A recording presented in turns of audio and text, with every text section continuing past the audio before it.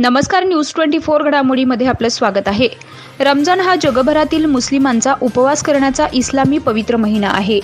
ईद उल फित्र रमजान महिन्याच्या शेवटी ईदचा सण साजरा केला जातो। रमजान महिन्याचा शेवटचा आठवडा असून बाजारपेठा फुलल्या आहेत। तसेच अहमदनगर येथील कोठला या भागात रोजा अफ्तारी खरेदीसाठी चांगलीच गर्दी पाहायला मिळते। विविध खाद्यपदार्थांचे स्टॉल लावण्यात आलेले पाहायला मिळतात। मुस्लिम बांधव इफ्तारच्या वेळी खरेदी करताना देखील दिसतात। कडाक्याची भूक लागली असतानाही कुठलाही पदार्थ चाखत नाही, फक्त याच भीतीपोटी की माझा पालनहार मला पाहत आहे। त्याला माहिती आहे की अल्लाह हा प्रत्येक गोष्टीचे व प्रत्येक परीक्षेचे ज्ञान बाळगतो।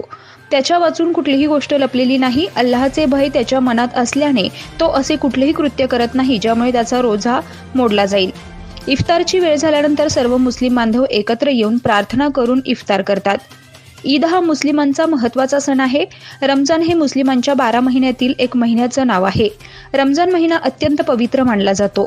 इस्लाममध्ये ईद उल फित्र हा सण रमजानचा संपूर्ण महिना उपवास केल्यानंतर नवीन चंद्र पाहण्याच्या निमित्तानं साजरा केला जातो। हा उपवास सोडण्याचा सण म्हणूनही लोकप्रिय आहे। हा सण रमजानच्या शेवटी साजरा केला जातो। प्रतिनिधी महेश कांबळे, न्यूज 24 घडामोडी, अहमदनगर।